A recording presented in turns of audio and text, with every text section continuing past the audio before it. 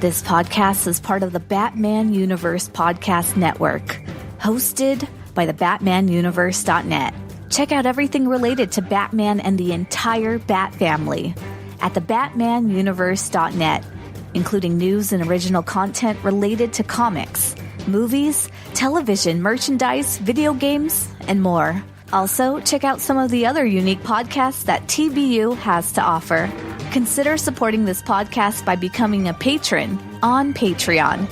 Even $1 can go a long way in supporting this content that you enjoy. Look for a link over at the BatmanUniverse.net to offer your support now.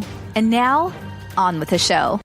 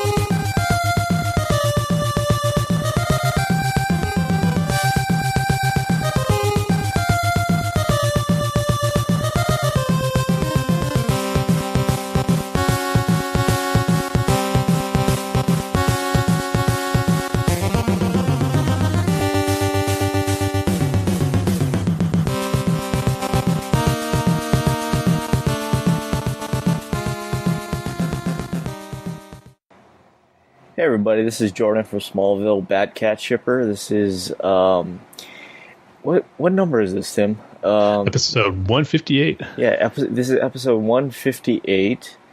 And welcome, I guess. Kind of weird now. I thought to say the whole intro now that you've heard it at the beginning of this episode. Yeah, I don't know what to say here, Tim. Besides, I hope you enjoy this episode.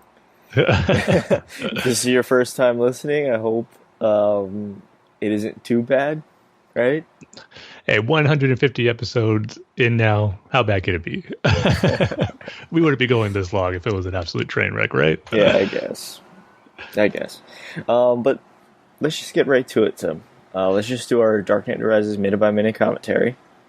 We're going from minute, I believe, 106. Is that correct, Tim?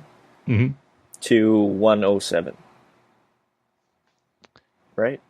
That is right. Yep. Yeah, okay. Or at least on my counter, it's an hour and 46 minutes. So.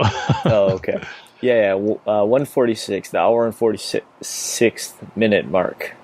So just grab your DVD, grab your HD DVD, grab your Laserdisc, grab your beta tape, Betamax.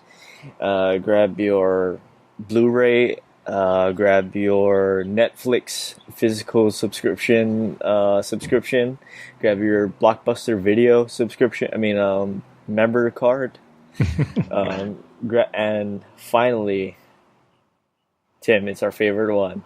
Yes, it is. Grab your VHS to DVD converted version of this film for some reason. That's the version I'm watching right now. Yep. That's what I do for all my favorite movies, Tim. I buy the VHS copies and I copy it to DVD. They should have, you know how they have different programs to upscale certain things? They should have a downscale where if you have like a DVD or Blu-ray, downscale it to VHS quality. And then right. We'll keep watching that. I think they do like some video editing equipment or whatever. I think they do have that special effect feature where you can make it look like, film, like you're using film, or you're using, you're watching a VHS copy. No, that's true. You're right, because sometimes like these fan videos make certain like I know Star Wars trailers, how it would be in 1980, and it has that old like VHS quality feel to it, or something to that effect, where that makes it look vintage, like 1980s or early 90s. Wow, really? And people enjoy that? I mean, people like that experience? I get to see what it would be like watching like the Solo trailer back if it was coming out in the mid 80s or early 90s, something like that.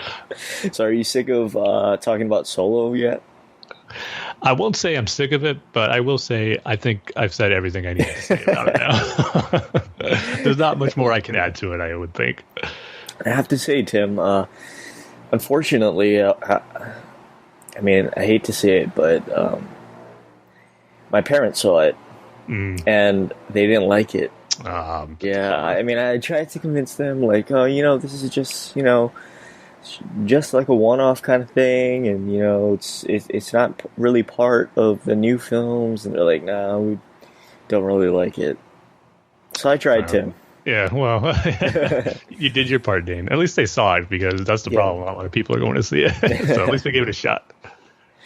But yeah, anyway, let's see The Dark Knight Rises. 1 minute of The Dark Knight Rises, yeah. All right, so I'm going to give the countdown. Tim, are you ready? Let's do it. All right, 3, 2, 1, hit play. See the Tumblr. Now Selena's entering what used to be, I think, a fancy apartment or place of living for Gotham's elite. Yeah, why is she in there?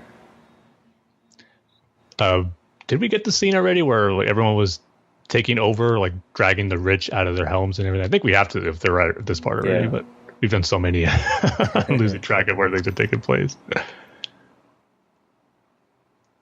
Things are moving along in this minute. I mean, we got Selena, and we got the John Blake sending a note to the GCPD who are trapped under the sewers. Why don't they try to get that sewer grate off? Try to climb out. They probably know Bane has eyes everywhere. His tumblers are watching. Probably wouldn't get very far if they got out there. Oh, yeah, that's true. Blake's back to the place where he grew up, the Young Boys Center. I forget the exact name of it, though, but... Saint... Yeah. Crudens or something? I want to say Saint Swivens, but I know that's a line from... Yeah, that's it, I think. No, is it? I think because so. I'm thinking it's a line from The Simpsons. Bart... I don't know if you remember the episode where Bart broke his leg, and he's stuck in his room, and he starts writing a play, and he says the word Saint Swivens Day or something like that. That's the line that popped in my head. I could have swore that's what that was. If it is the same, then that's a pretty funny coincidence. Well, I mean, if it's a saint, right? Then I guess they can use it. But anyway, yeah, that's our Dark Knight Rises minute-by-minute commentary, so make sure, of course, that you tune in for the next episode to see what happens then. But now we can move on to our featured topic. So, Tim, why don't you tell everybody about our featured topic for this episode? Well, what I wanted our featured topic to be didn't end up happening, sad to say, because I was hoping we just had E3 this past week. And Rocksteady, I mean, there was rumors that Rocksteady was going to show the new game that was rumored to be Superman or Justice League inspired game.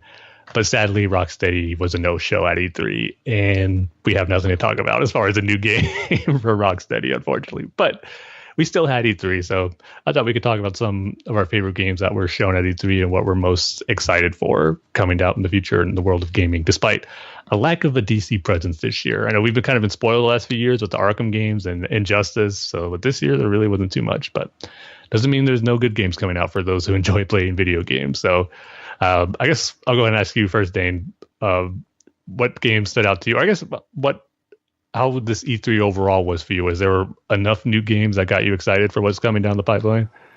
Not really. I mean, I don't know what I expected from it. Maybe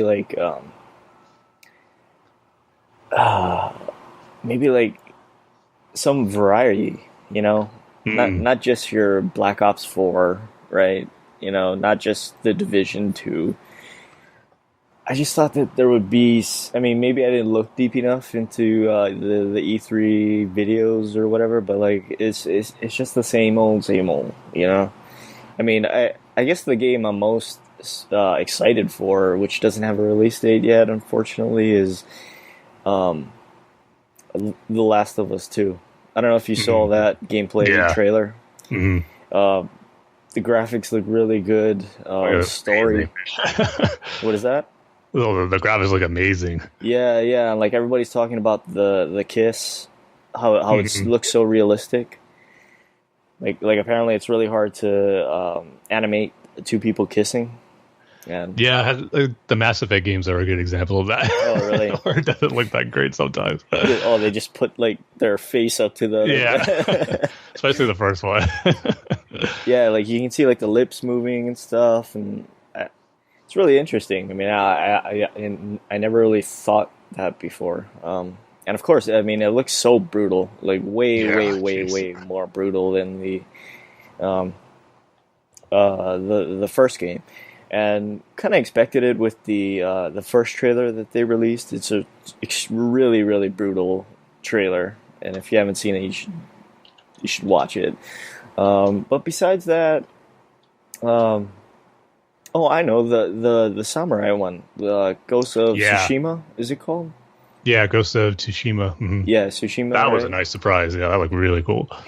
That game looks beautiful, like with the samurai and like the sort of like the floral landscapes that they have. Yep. Yeah, that game looks. That game looks good. The fighting style reminds me, oddly enough, of the Arkham games. You know, when you're fighting as Batman? Mm-hmm. Yeah. It sort of has that same feeling. And like when the samurai is running, kind of looks the same.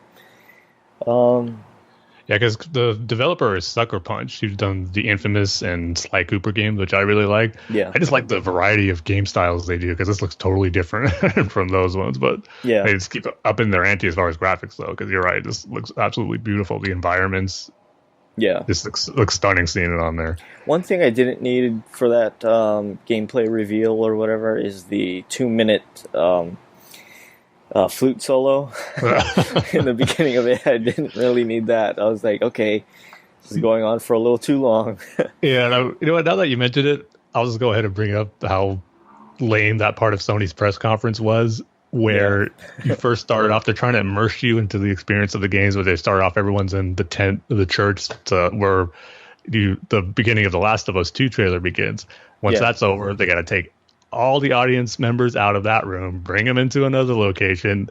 So that takes like 15 to 20 minutes. So after the Last of Us 2 trailer, they cut to like a post-game show type thing, where you got two guys from Sony talking about that, just killing time before the audience can get into the next, arena or theater where they're going to have the rest of the press conference. I'm going, man, is this how the whole show's going to be? Like after the show that goes to the Tsushima trailer, they're going to take everyone out of there and bring them into another room, and then we're going to have another musical performance. Or you know what it seemed like? It seemed like what they were doing is, okay, so we're going to show The Last of Us 2. We're going to have the panel. Let's get everybody out, and then we're going to set up, same stage, we're going to set up for a Ghost of Tsushima. Isn't that what it kind of felt like? Pretty much, yeah. Yeah. And then they had the like you said, the panel, or that, those two guys. So yeah, it just didn't work, and it killed the momentum. Like, thankfully, after the Ghost of Tsushima trailer, they just kept pouring out the trailers for the rest of the show. But thankfully, I hope they don't do that again for next year. Yeah. I mean, just give them little props for trying something new. I'm sure it's kind of hard to do now after doing so many of these press conferences, but I don't think this one quite worked the way they wanted to, unless they have a way to speed it up quicker to get audience members at a different location. But if they can't, might as well just stick with the regular formula how they do things. But besides Last of Us 2 and Ghost of Tsushima, nothing really. I expected more from Nintendo. I know they made the big announcement of Smash Brothers, but really that doesn't really impress me. Bethesda, not really excited for Fallout 70. Is it 76? 86? I think it's 76. Yeah. I don't know, because I'm looking at Wonder Woman 1984 and I'm thinking 84 or 86. So yeah, not anything from Bethesda, not anything really from EA.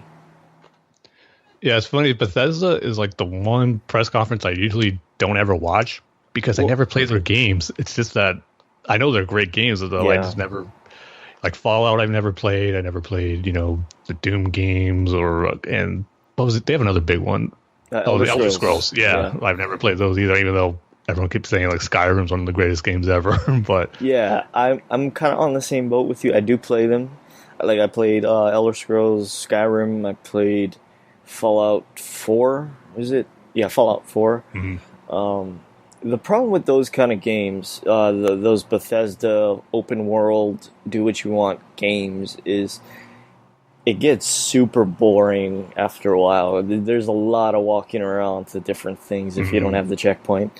And you just get bored after a while. I think it's a you make your own adventure kind of thing. And it's it makes me long for a single player, story rich game, you know, where I don't have to go search every single point on the map from all the way up north to south just to continue one part of the beginning of the intro of the story, you know? Yeah. So, yeah, besides that, nothing really.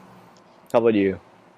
Yeah, for me, I was kind of in the same boat as you as far as like, especially like for newer IPs or games, nothing stood out to me that got me really excited except, you know, the Ghosts of, I don't forget the name, Tsushima, and the other one from EA called Anthem, that's from BioWare.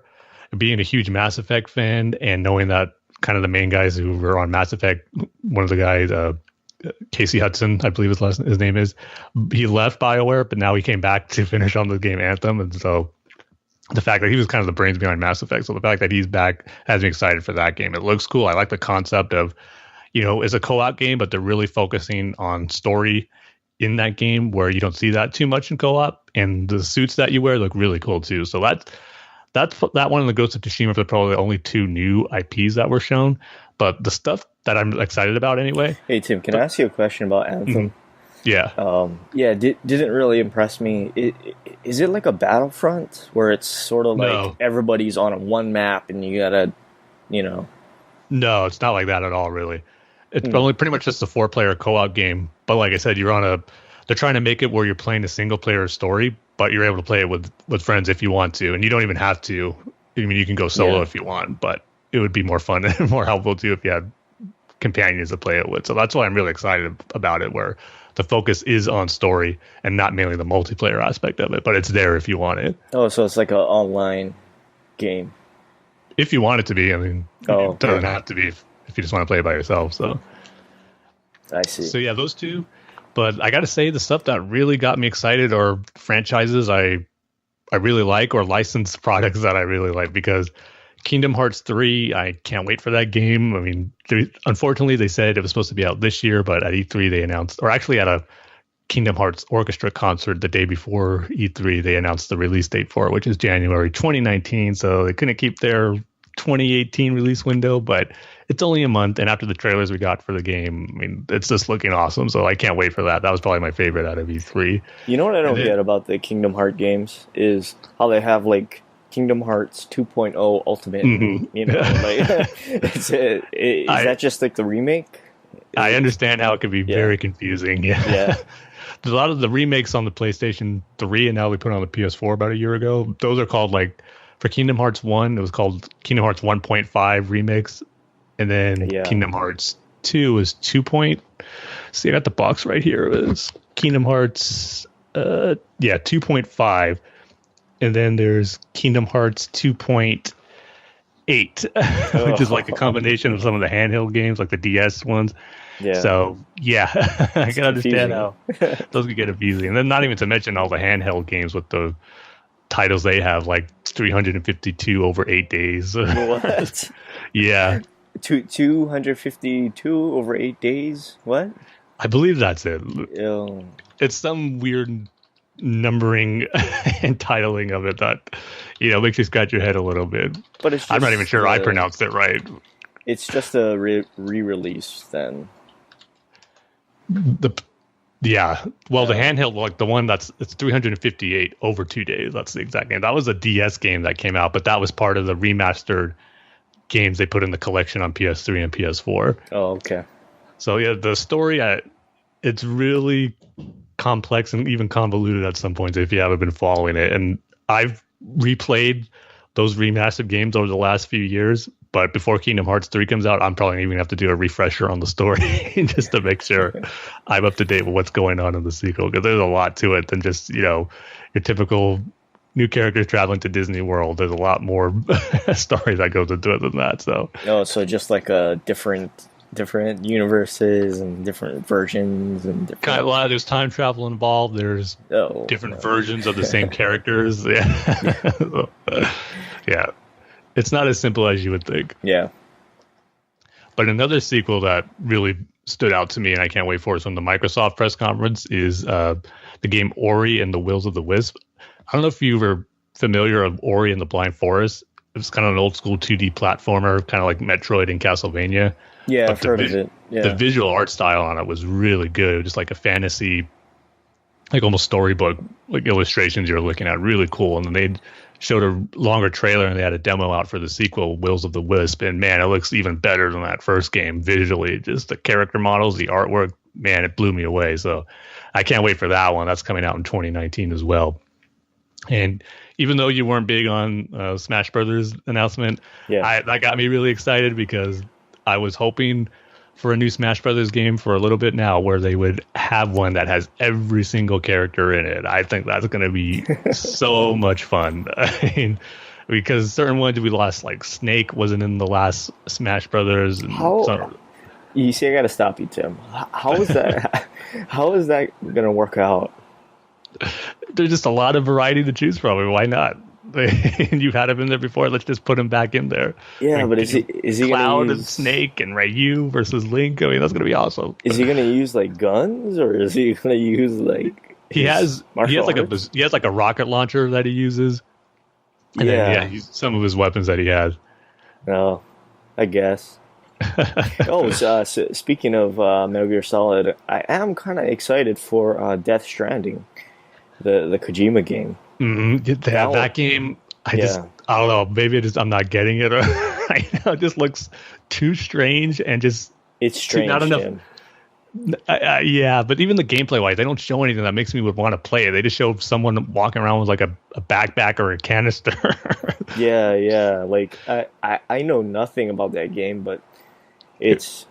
And I've followed that game, and still, it's you know nothing about that game. You know, like Norman Reedus is going to be in it. Yeah.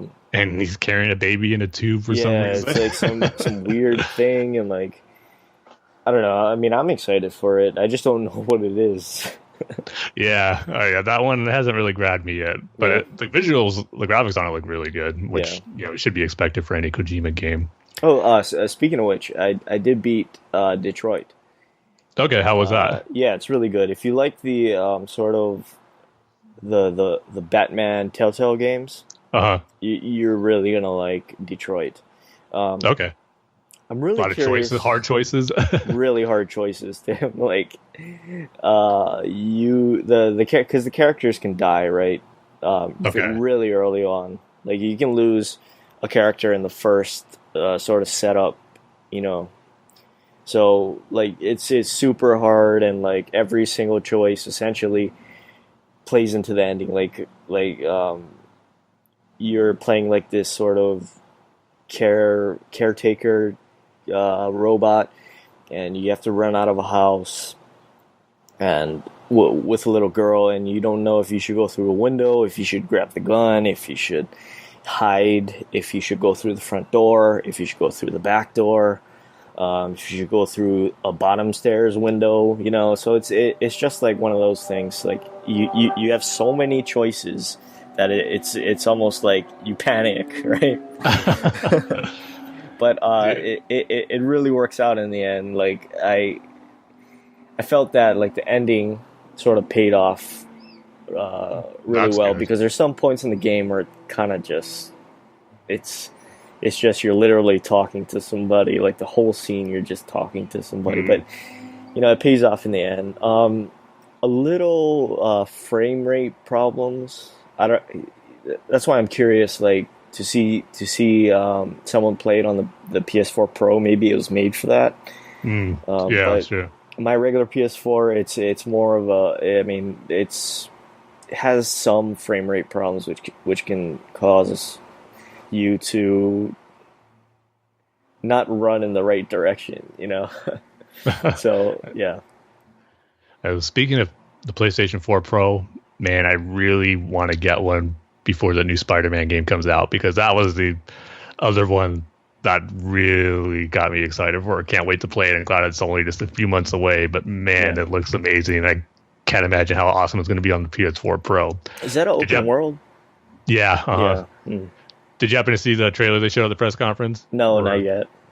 It was really cool. Just a perfect blend of cinematics, but with awesome gameplay footage. It's cool where he's in the prison, the raft, where he's entering there, but as he makes his way through fighting inmates, and the combat, it looks like, you could tell they're being influenced by the Arkham games, which why not? It works so well for Batman, but when you combine it with, Spider-Man's crazy agility and the moves he can do with his webs, it just looks really, really fun. But in the trailer, we show as he makes his way through the raft, he comes across several members of, his classic rogues gallery. Like, first he's chasing the Electro, then he comes across Rhino, then there's Scorpion, then he's tangled up with the Vulture. They all come together for like this, and just the gameplay as he's swinging through like collapsing structures through the buildings. It's like seamless how amazing it looks. And it comes like he's fighting all of them it was a cinematic sequence where he's going back and forth fighting the different villains. But I imagine there's going to be some gameplay in there. But eventually, they probably cut it where it's just cinematic for this trailer they put together for the press conference. But man, it looked so good. I just can't wait for it. So that like I said, for me, it's mainly sequels to games I already liked and licensed games like Spider-Man that had me really excited for this E3. So, yeah, I don't know. I'm really starting to, I hate to say I'm losing touch with, the modern gamers and modern games right now. But I just can't help it where a lot of the newer games and IPs, they're just not grabbing me or just gets me excited. I mean, I'm just becoming an old man gamer, I guess, because like I said, I just love seeing the new stuff from the franchises I know and love until I see something that really sticks out to me from something new. Because, I mean, right now the game I've been playing the last few weeks is the Street Fighter Anniversary Collection, and I'm just having a blast with playing games that were from the 1980s and early 90s and mid 90s. So just been lots of fun with those. So I don't know, again, probably showing my age here, being like, back in my day, these games were fun. They didn't look all good, but they were it was so much fun to play. But that's just how I am right now, sad to say. But I don't know. Hopefully there's something soon that's going to stick out to me. Like I said, there's a few. Anthem and the Ghost of Tsushima were the two new IPs. But when you're a hardcore gamer, or at least you really used to be, you're excited to get more great new stuff. And again, there's a bunch of new stuff that a lot of people were excited for out of the C3, but just not for me personally. So we'll see. Hopefully next year we're hoping for new IPs that get us excited and Rocksteady's new game. That's what we want to see. I think they're making a Justice League game. I would hope so. I kind of would prefer that over a Superman, just a solo Superman game, because giving them access to more characters in the Justice League, I think they could do some pretty amazing stuff. Yeah, so I guess that's our featured topic for this episode, Tim. And now we can move on to our news and discussion topics. And I'm going to combine the first two, which is that Diane Nelson is no longer president of DC Entertainment, and Jeff Johns is no longer the chief creative officer of DC Entertainment. Some shakeups going down, to say the least. Big shakeups. I'm wondering why. Yeah, for Diane Nelson, they said it was her decision, because I remember a few months ago where she kind of took a leave of absence. Yeah. So I guess it just led to her stepping down. But, with Jeff Johns, to me, that was kind of a disappointment, but yet happy announcement, because disappointment that, especially on the movie fronts, I really don't think he was utilized as much as he could have been to be a really strong force in creating a really great DC movie universe. It was almost kind of felt like he had the title of, at least for chief creative officer. I know he's involved with a lot of things like the TV shows, which he was involved with beginning, especially for like Flash and getting that off the ground and had success there. But just mainly what I'm going to talk about right here is for the movies. Almost felt like it was a token title, or like his name was there as a token as being involved in it, because I'm sure he was there to clean up certain things as far as working on clean up some of the scripts. I know he worked on Wonder Woman, which turned out great, and Justice League he did what he could, but it just seems like he wasn't given the full, authority that I think he should have when being involved with those movies. So kind of disappointed that that's not going to be the case moving forward with him not being heavily involved in it. But at the same time, I'm excited that he's going back to being more on the creative side of things with writing more comics. And the thing that got me really, really happy about this announcement was that they revealed that he's going to be writing the script for the Green Lantern Corps movie, which I can't think of a better person to be handling that script for Green Lantern Corps. And good to finally have something official about that, because we've heard rumors and names about certain people being involved. I know David Goyer was one of them, but the fact that now it's officially coming from the Warner Brothers head saying that Jeff Johns is working on the script for Green Lantern Corps has me excited. And just that even more on the comics front too, it was announced that he's launching like his own production company, Mad Ghost Productions.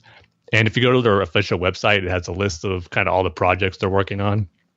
And Green Lantern Corps is on there. And it actually has a little synopsis saying it's going to be, featuring Hal Jordan and Jon Stewart, which was the big rumor going on for so long about that. So the fact that it's pretty much confirmed, if it's on his official production website, that's good to hear. But also on the comics front too, it said, some of the projects he's going to be working on. And one of them was the Three Jokers, which, was hinted and teased way back, like at the end of Darkseid War, I believe, and touched on a little bit in the beginning of Rebirth, but we haven't heard much about that. I know that is something he threw in there.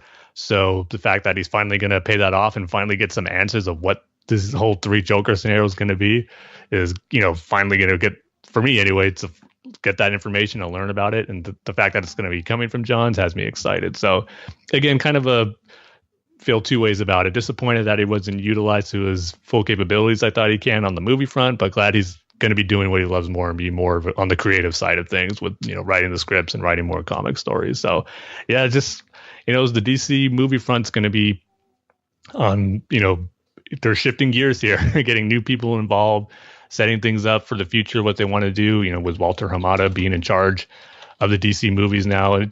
And we knew changes had to be made, but as long as they get their house in order and want a clear vision on what they want to do with these movies going forward, that should hopefully work out for the best. So we'll see, but definitely, some big shakeups for some longtime people who are involved with DC Entertainment with Diane Nelson and Jeff Johns. Yeah, and I think that's exactly what it was. I think Jeff Johns was just there just to have a name attached to, or a comic name attached to the movies. Mm-hmm. I think you hit the nail on the head on that one. Our next piece of news is that Jared Leto's apparently getting his own film, his own Joker film. Yeah, this is. Oh, I never thought I'd say this, but it's getting kind of ridiculous. Yeah. All these potential Joker Harley spin-off movies. I mean, yeah, first off, we got the announcement of, the standalone Joker movie that's, being produced by Martin Scorsese. It's supposedly he's going to have Joaquin Phoenix in it. Yeah. Which he's a big name in here. It hasn't been confirmed yet, but, it's going to be separate from the shared universe. It's going to be part of this new brand, like this Elseworld label they might have on it. That's going to have their own self-contained stories, which, I'm curious about. I think it could work. I don't know if it's the best, but I'm willing to give it a shot and see how it goes. But I've said, I don't know, the episodes why I think it could and could not work. So I won't repeat it here. But the one thing is I don't think you want to overuse the Joker too much.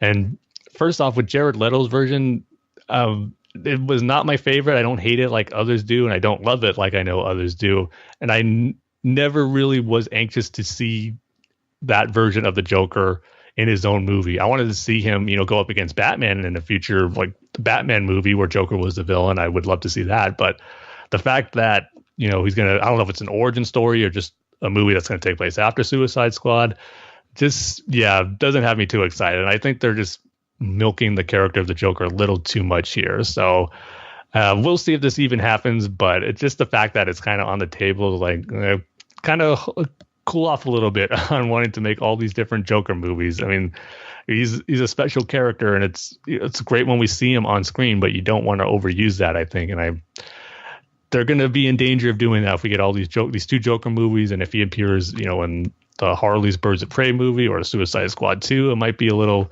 too much of Joker overkill. And then if you have two going at it, or there's two versions out there, I think that not necessarily cause confusion, but for me as a fan anyway, it might be a little frustrating. Where what if I like Joaquin Phoenix version if he is cast in the movie? What if I like his better, and I wish he was in Jared Leto's or in the shared universe and was in the universe where Jared Leto Joker's is instead? So I don't know. It can cause all this stuff that I don't think the movies necessarily need right now. So we'll see if it happens. But right now, I can't say I'm too excited about Jared Leto Joker getting his own movie. Yeah, I'm good. Yeah. I don't need to see that. Again, I'm going to combine two different news stories. The first two images of Wonder Woman 1984 have been released, and the Aquaman, or there's new images of Aquaman. And the trailer's the trailer's going to be at San Diego Comic-Con. Yeah, which is cool. I mean, there was rumblings that we might get it really, really soon, but James Wan just took to Twitter saying, hey, it's coming at Comic-Con, so at least he got the official word out there. But first off, going back to the Wonder Woman photos, I mean, I think it's just cool that, production officially started and Patty Jenkins and Gal Gadot both shared their own first looks at the film.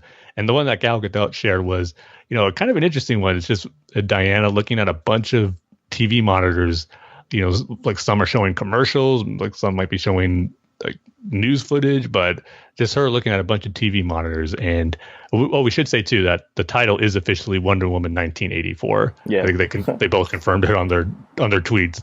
And so that was cool just to get a look at that. But then the one that really got me curious and scratching my head was the image Patty Jenkins shared, where her tweet just says, "Welcome to Wonder Woman 1984, Steve Trevor," and we see a picture of Steve Trevor, played again by Chris Pine, just standing in what looks to be in a mall. And of course, the big question is, how is he there? Is that really Steve Trevor? I mean, this makes you wonder what they're going to do with the story. It has me intrigued, and I'm kind of hoping, because there's different scenarios you can go. It's that he survived somehow. Is Diana having like a dream or visions that she's seen Steve, but he's not actually there? He's still dead. Is it, Steve, like an offspring of Steve Trevor, or his grandson or something like that? Which I hope they don't do, because I don't like it where they have someone playing a relative like a son or a grandson, but it looks exactly like their father or grandfather. I mean, they're obviously, when you're related, you resemble your parents or grandparents, but never do I think you look exactly like how your father or grandfather would look. So I'm not too keen if they go that route, but it is interesting to see how they're going to pull this off if it is in fact the Steve Trevor. And I'm kind of of two minds on it, where it'd be cool if he did survive somehow and to have him part of this universe moving forward. But at the same time, they're going to have a good explanation to how he survived and have it in a way that doesn't lessen his sacrifice that he made in the first Wonder Woman. So we'll see. But what are you kind of thinking of right now, Dane, as far as seeing Steve Trevor again and how that could be possible? I'm not liking it. If you look at, say, Captain America, right? Mm-hmm. I can't remember her name. Is it Betty? Peggy. Peggy. Yeah, Peggy. She's only in that one Captain America movie, right? She did show up in the Winter Soldier.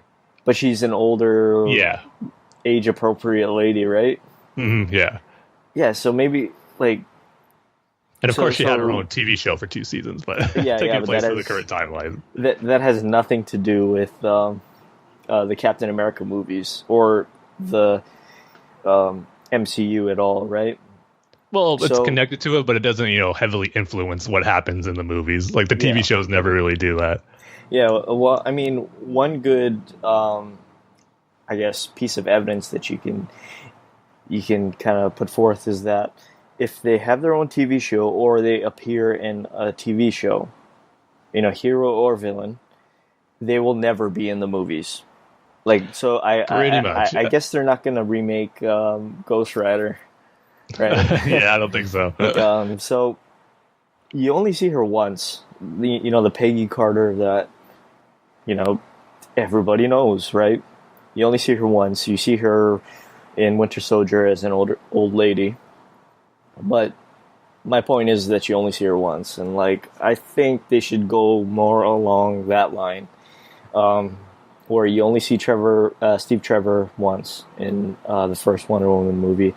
Not really liking the idea of like, oh, is that Steve Trevor? She's seeing visions of Steve Trevor. Like, I don't think we need that. I don't, like you said, I don't think we need Steve Trevor's grandson or whatever. So, yeah, I mean, Patty Jenkins is pretty much the only person that I will say that's directing a DC movie. You know, I'll go see it without seeing the reviews. Mm-hmm. So I'm just relying on that.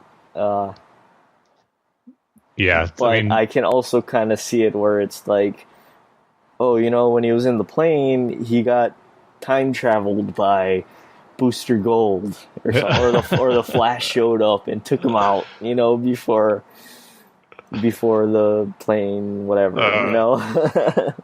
I can kind of see that going down too. So, yeah, I'm not really liking that so far.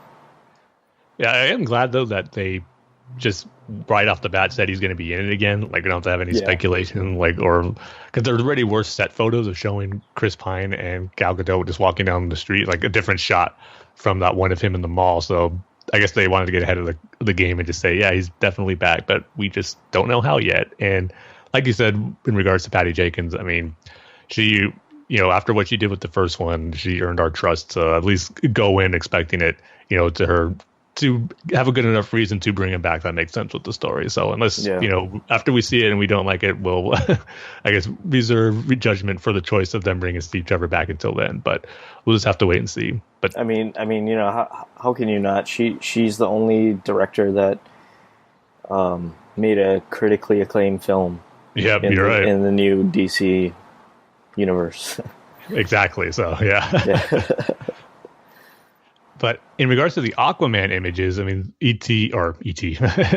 Entertainment Weekly, EW for short, they just, I guess their latest issue coming out is going to feature Aquaman, and they've released some new images on it, which gives us our best look at the film yet before we get the trailer, of course. And man, I'm just loving the look of the film, just mainly of Atlantis and how, you know, the atmosphere looks, the costume designs that the characters are wearing. We got our first look at, you know, Ocean Master and Aquaman as far as him and his, you know, new armor that he's going to be wearing. But we didn't get in full costume, but just seeing the helmet was enough. Black Manta. I mean, we got our first look at the helmet of Black Manta and was hoping they'd be comic accurate. And man, they're being comic accurate on this one. But they're going for the more, of course, there's been different variations of the Black Manta helmet, but they're going for the old school one here. And it, man, looks directly ripped from those pages of the Aquaman comic. So I'm really excited about how Black Manta is looking. I just can't wait to see him in full costume. Then we got this other shot too, which was in those batch of photos that just, you know, teasing what looks to be an epic battle down there in Atlantis, where you got different Atlanteans riding on sharks and others that kind of look like seahorses or like sea dragons, just ready to go at it with each other for this big battle. And hopefully we'll get a tease of that in the trailers. So Aquaman's looking really good. It looks, loving the atmosphere and feel of Atlantis, and just, you know, how unique it's going to be for a comic book movie to get a story that's going to take place, you know, underwater and get some stuff we've probably never seen before in these comic book films, dealing with battles taking place on this scale underwater. So yeah, I'm really excited for how it's looking. For me, I hate to say it, Tim, but it kind of does the complete opposite for me. The more I see it, the more I'm just not liking it. I don't know what it is. I mean, especially like that photo of Aquaman and what's her name? Mara? Yeah, Mara, sorry. Just standing there with like a map or something. It just doesn't look very good. Like Mara's really? hair, like it's like fluorescent. And the Black Manta helmet, it's it kind of reminds me of just looking cheap, kind of like Cyborg, you know, like it doesn't look very good if you really look at it. I don't know about that. I mean, I'm looking at it right now, and it's the eyes, like But that's how it's supposed to look. Yeah, I know it's supposed to look like that, but like I don't know. So you're just not a fan of Black Manta's helmet in general? No, not really. I guess. I mean, I guess that's what I'm saying. And like, Mara's outfit, it looks like Elizabeth Banks in Power Rangers. It looks like almost an exact copy of it. I could see where you could maybe get that similarities between them, but I wouldn't say it's an exact copy of it. Yeah, so like the more I'm seeing these Aquaman photos, it's the more I'm like, okay, maybe I'll wait for it if it's available for rent. You know. At least give the trailer a shot. I mean, yeah. Things can appear different when you see it in motion. Yeah, so. Yeah, of course I'm gonna wait for the Aquaman trailer, but I don't know, Tim. Yeah, I think these pictures have the exact opposite. Yeah, apparently they do. But yeah, that's it for our news. So now we can move on to our conversation with Alex / listener feedback. And I do believe Jordan sent an email, Tim. Of course. Okay, you want to read that? Yep. Jordan begins, as always, saying, "Hey, Tim and Dane and Alex, if Wonder Woman 84 or Wonder Woman 1984 is going to be the title of the Wonder Woman sequel, I'm all in." Well, thankfully it is, as we were talking about. Wonder Woman 1984 is the title. And while in the case of the following films, it wasn't the official title, it reminds me of how Superman 78 and Batman 89 are now often referred to as such in retrospect. Either Tom or Zach from DC Daily brought up on that podcast that perhaps Wonder Woman 1984 is more likely to be the full title than Wonder Woman 84, since it is one of the ton of domain names that Warner Brothers recently registered, whereas Wonder Woman 84 isn't. That would make sense, but like I said, I'd be down with either. So yeah, Wonder Woman 1984 is the official title, but I think Wonder Woman 84 is the official hashtag because, or I should say WW84, because that's what Patty Jenkins and Gal Gadot are using when they reveal their images. It's just WW84. I want to correct something from the email I sent in the last episode. I made an incorrect assumption about the version of Orphan appearing on Gotham. Apparently that version of Orphan is not Cassandra Cain. My guess is that it will actually be David Cain, since in Batman and Robin Eternal, he went by that moniker prior to Cassandra adopting it. That actually makes more sense now that I think about it, given that it would match up better with the timeline of the characters' ages in the comics. Plus, apparently it was a boy portraying the character in the season 4 finale. Anyway, I'm still extremely pumped about this. Yeah, thanks for clearing that up a little bit, Jordan. That does make more sense when you say that, especially how the final tease they showed of the season 4 finale. And yeah, I haven't read the Batman Eternal weekly series that came out a few years ago, so I wasn't aware of David Cain being the first Orphan before Cassandra took it in Detective, so that makes more sense if they're going to go with an older version and maybe be the David Cain version in Gotham. So we'll find out, but if we do get that revealed, I'll have you to thank for giving me the heads up on it. And he continues saying, speaking of Gotham, on Instagram, Cameron Bikendova, I'm probably butchering that last name, but revealed that she had heard season 5 would consist of 10 episodes. That is, of course, 3 episodes fewer than what has been speculated. Someone brought up to Cameron that they had thought it would be 13 episodes, to which Cameron reiterated that she had heard 10, but that she wasn't sure and it could be 13. So what do I make of this? Given that Cameron is actually a star on the show, I'm inclined to believe she got her information from an accurate source. That being said, 13 does make more sense because that would get Gotham to 100 episodes. They'd hit that mark at 12 and allow for syndication. Due to that factor, I'm not sure what to think. Well, we'll obviously find out officially eventually. I'm, of course, absolutely overjoyed that we're getting any number of new episodes, given that I was so worried that the show was going to get canceled after season 4. But I'm certainly crossing my fingers it's 13 rather than just 10. Yeah, I'm kind of thinking that maybe, we were hearing 13 that was first officially announced, but maybe what Cameron's saying 10, maybe that she's only going to be 10 episodes while, we're going to get 13 for the whole season. So maybe she's just going to appear in 10. I don't know. That's the way I'm looking at it right now until we get official confirmation, because the word was 13 before she said that. So maybe Selena is only going to be in 10 episodes of the 13. But like you said, we'll see. And with regards to your response to my question about favorite Catwoman suits from my last email, I definitely love all your picks. I do want to take a moment to defend Anne Hathaway's suit, though, because like I said, it's my favorite live action one, and honestly my favorite period. She didn't just have the goggles in The Dark Knight Rises. She had a mask that the goggles would come down over, and I thought she looked awesome. Yeah, I don't think I mentioned the mask when I was talking about why it wasn't my favorite. Like I said, I just mentioned the goggles, like you said, but even with the mask, I'm glad she had the mask, but still not my favorite. So this past Wednesday, as I'm writing this email, that is, I went to a Batman trivia night at Battle and Brew, which is this geek bar here in Atlanta. You can play video games there, they host cosplay nights, and they host geek trivia nights, for which this past week's theme was, like I said, Batman. Upon this being announced, I did what Batman did in Justice League and put together a team, which we wound up calling the Birds of Play. Nice. featuring some of my Bat friends here in Atlanta, Rebecca from Supergirl Radio, Sark, formerly of the DC Films podcast, Cammy from Arrow Squad, and Cammy's husband, Peter. If you guys didn't live across the country / across the ocean, I would have invited you too. Anyway, we wound up winning. Just thought I'd take a minute to brag about that here, because it was a ton of fun and very exciting. There were so many Bat-tastic questions. In between rounds, they played Batman-related videos on the TVs in the bar, and we just had a Bat-tastic time chatting about Batman during the event too.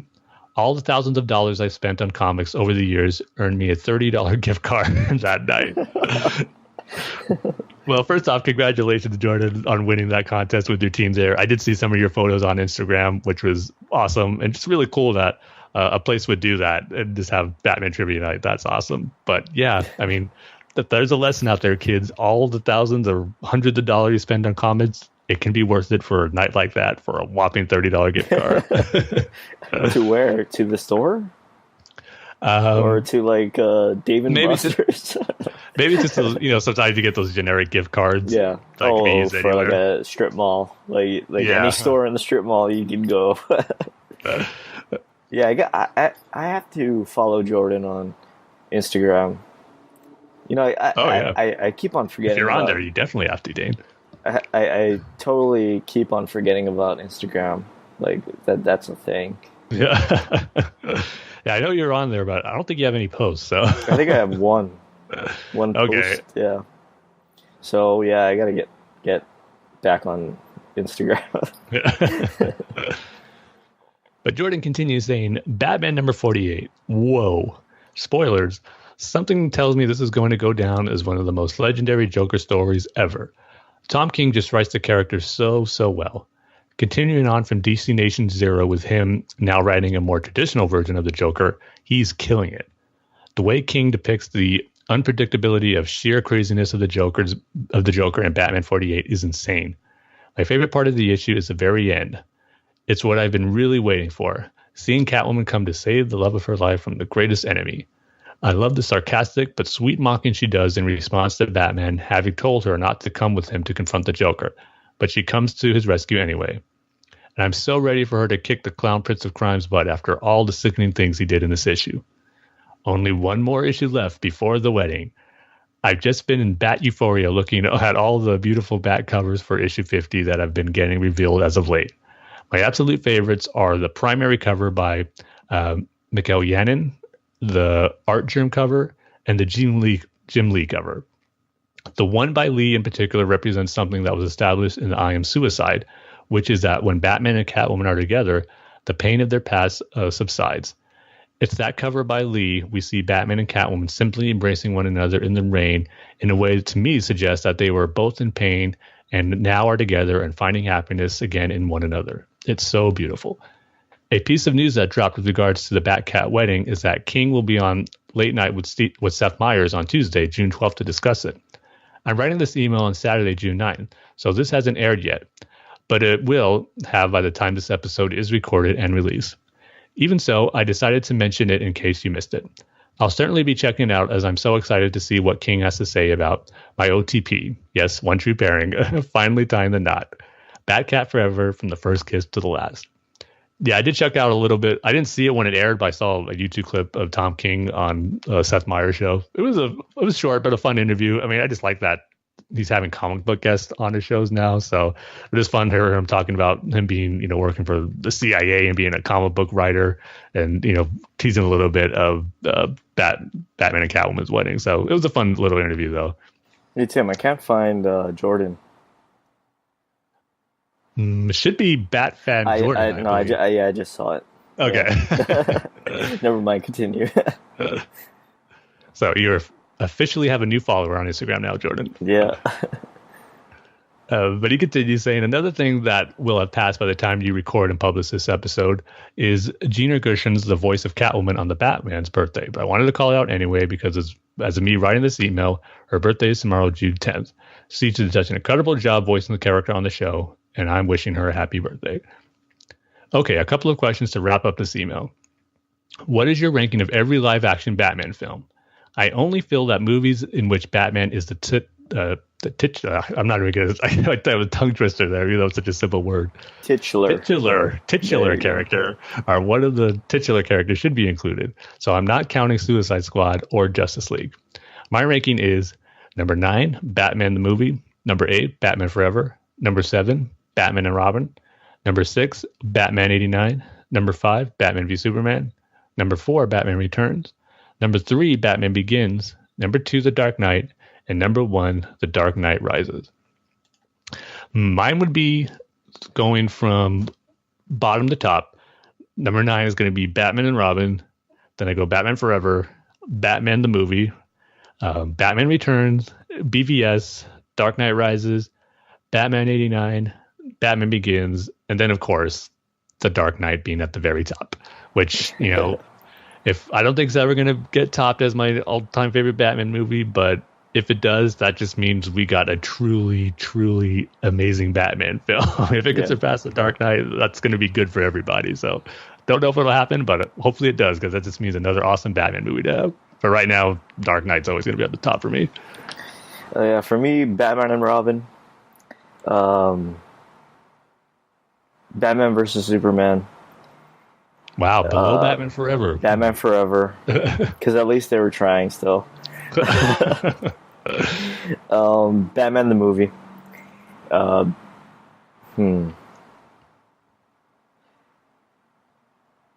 Tim, this is hard.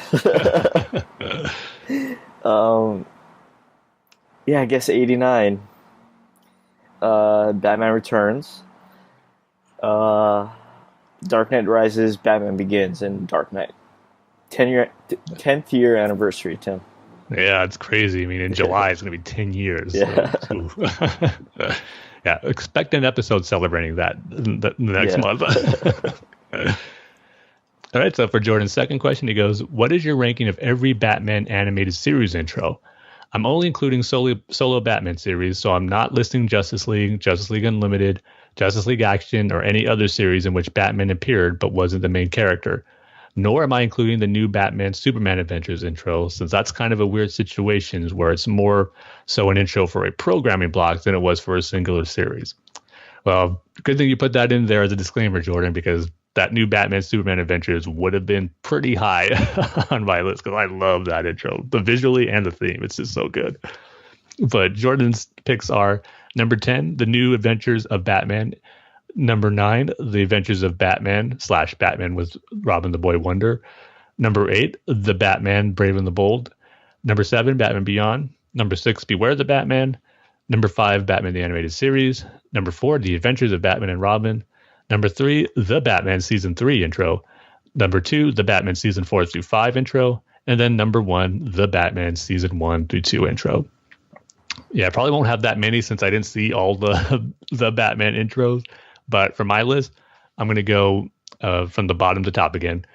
Batman Brave and the Bold. I love the theme song, but visually it wasn't the greatest intro, where a lot of it's just like Batman climbing on, you just see the names of a bunch of the different characters and riding to the Batmobile, and he climbs on top of them. So wasn't my favorite, but I love the theme song. Then Beware the Batman, that had a pretty cool look to it too, like, you know, the red skyline background, characters, silhouettes, and had kind of like a nightclub jazz type theme song, which was different but worked pretty well for that intro. And then number 4, I'm going to go The Batman. I love the guitar theme that plays for that intro. I believe it was written by The Edge from U2, but it was still a cool little Batman theme that was kind of different. So I always liked that one. Then number 3, The Adventures of Batman and Robin. Number 2, Batman Beyond. I love everything about that intro, the music, the visuals with the introduction. I believe it was storyboarded and created by Darwin Cook, which was awesome. So Batman Beyond always had a great intro, and I loved it. But of course, how can I pick anything other than the first Batman the Animated Series intro? It's just iconic with, you know, a rendition of the Danny Elfman score, you know, remixed to Shirley Walker's version of it, which sounds amazing. The visuals of Batman taking down those 2 robbers on the rooftop, the lightning at the end, it's perfect. So it's just everything that gets you excited for Batman the Animated Series before an episode even began. So that's, of course, has to be my number 1. So for me, I only remember 2. Beware the Batman, and then, of course, the animated series. Probably only because Beware the Batman is the most recent. Yeah. You don't remember the Batman Beyond one too much? Oh, yeah. Right.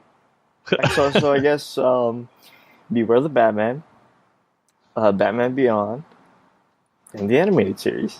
There you go. You just gotta have 3 on there. Yeah. But yeah, if I was allowed to do the new Batman Adventures and Justice League, those would probably be in my top 5 also. I'd put the new Batman Adventures just a bit over Justice League, but both themes are great. But that's going to do it for Jordan's email. As always, Jordan, thank you for sharing us your thoughts and the questions. And also, before we move on from listener feedback, I just want to give a quick shout out to our friends Rob Myers and Terrence O'Neill over at Rob and Everyone Loves the Drake podcast. They just had an interview with James Tynan, I believe is how you pronounce his name. That's what I learned on there. We've been saying James Tynion the fourth for so long, but in the intro, James did a quick little, introduction to the podcast, and it was pronounced Tynan.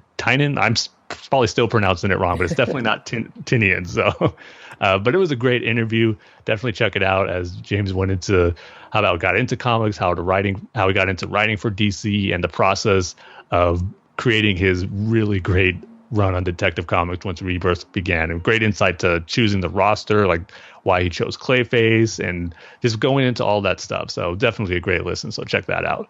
James Tynan. Yeah, that's Tynion.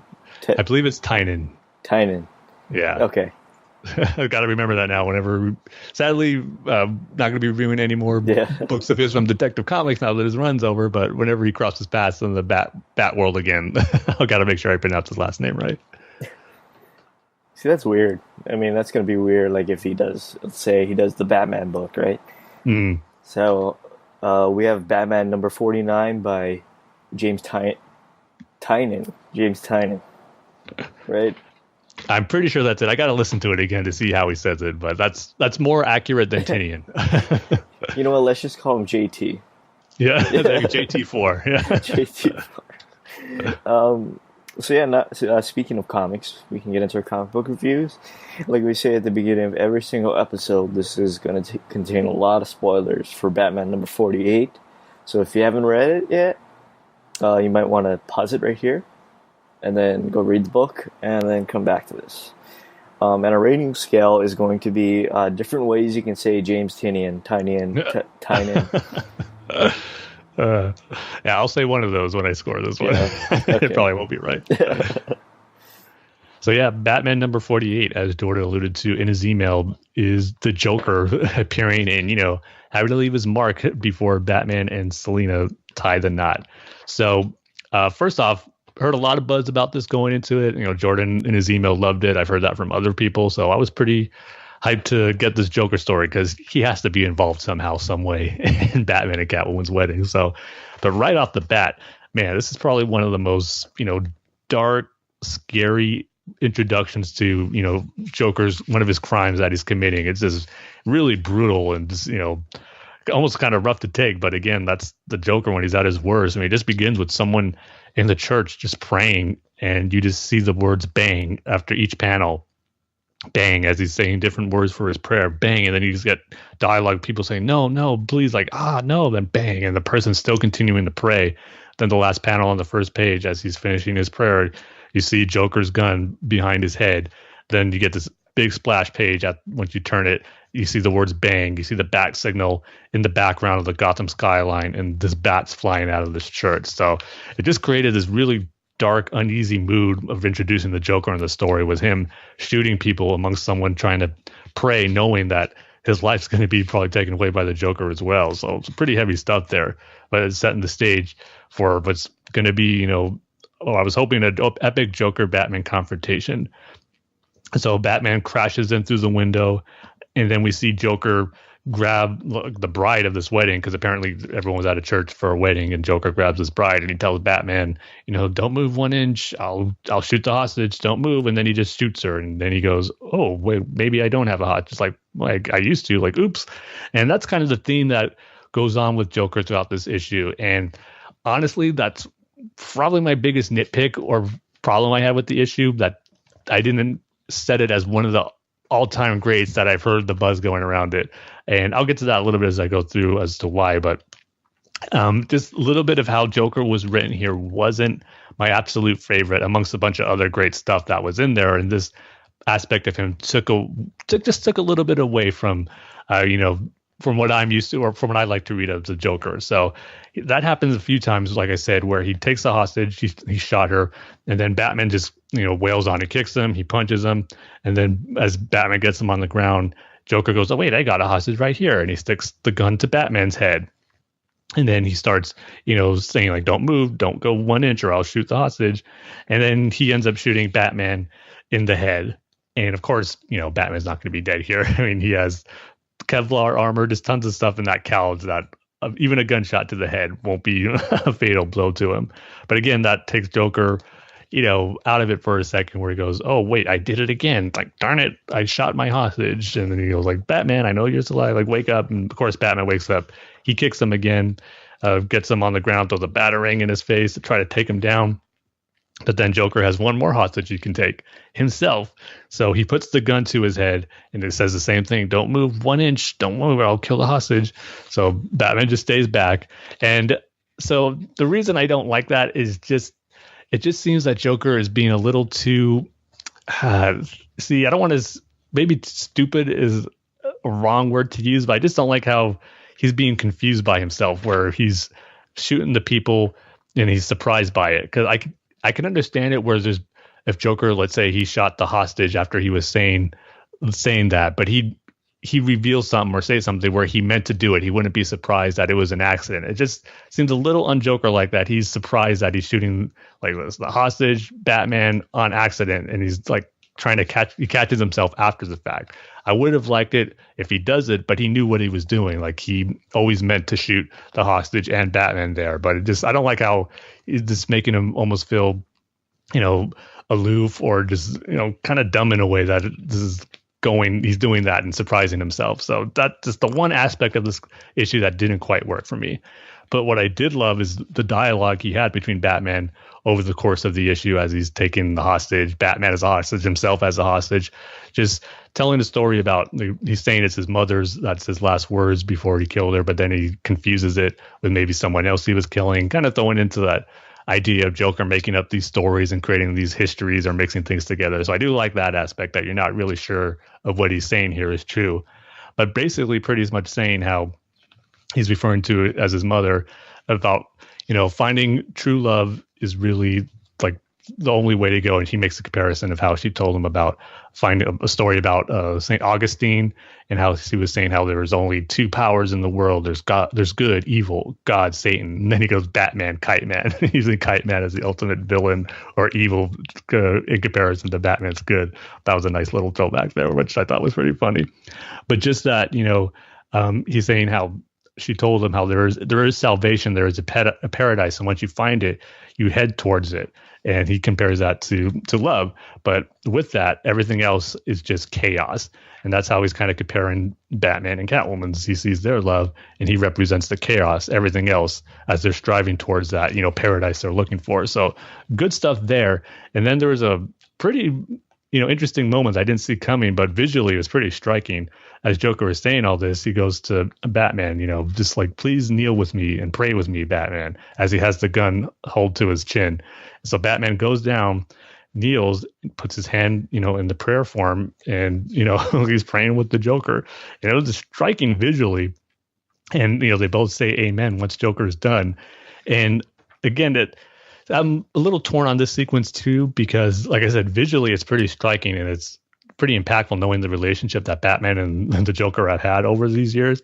But I just don't like the fact that after the horrible things Joker did in this issue, killing all these people at a wedding, Batman saw him take a bride hostage and just shoot her, and then was like dumbfounded after, didn't realize he did that.